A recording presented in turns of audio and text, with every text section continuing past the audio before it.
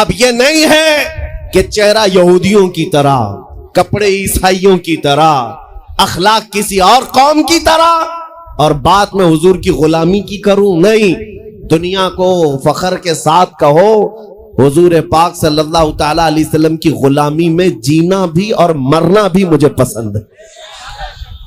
جب آپ کا دل یہ کہتا ہے تو پھر آپ کے اخلاق میں یہ ماڈرنزم کہاں سے آ گیا؟ یہ فلمی ڈائلاگ تمہاری زبانوں پر، گانے پر تھرکنا اور ناچ گانے، یہ تمہارے اندر کہاں سے آ گئے؟ جب نبی کی غلامی پر تمہیں فخر ہے تو دنیا کو کھل کر کے بتانا چاہیے اور چل کر کے بتانا چاہیے. میں آپ کو بتاتا ہوں، 2 سال پہلے میں دلی پہ تھا جب پورے ہندوستان بھر میں پروٹیسٹ چل رہے تھے. شاہین باغ میں بھی گیا تھا کچھ علماء کی جماعت کے ساتھ.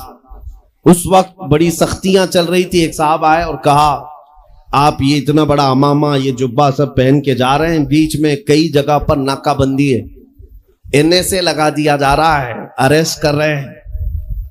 وہ تو نارمل سی بات تھی، اگر یوں ہی کہتے تو ہم اتار لیتے، سادے کپڑوں میں چلے جاتے. لیکن جب انہوں نے کہا اریسٹ کیا جا رہا ہے، پکڑا جا رہا ہے، تو میں نے کہا مجھے تو شوق ہے کہ جب پکڑا جاؤں حضور کے لباس پہ جاؤں.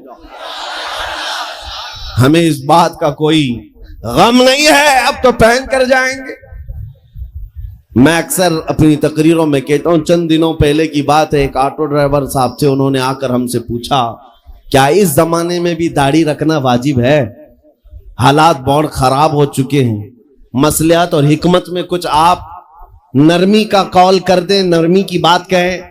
ہم نے کہا اس زمانے میں اور بڑا واجب ہے، اور بڑا واجب ہے.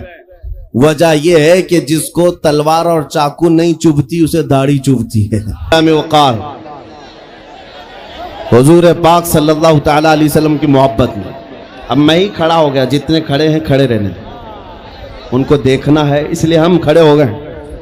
اس لیے کہ کرسی بہت دیر تک اچھی بھی نہیں ہے.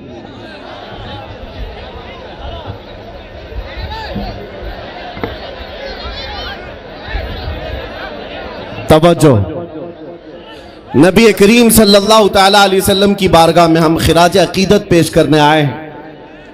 اے سنیو، ہماری عزت، ہمارا وقار حضور کے قدموں سے وابستہ ہے.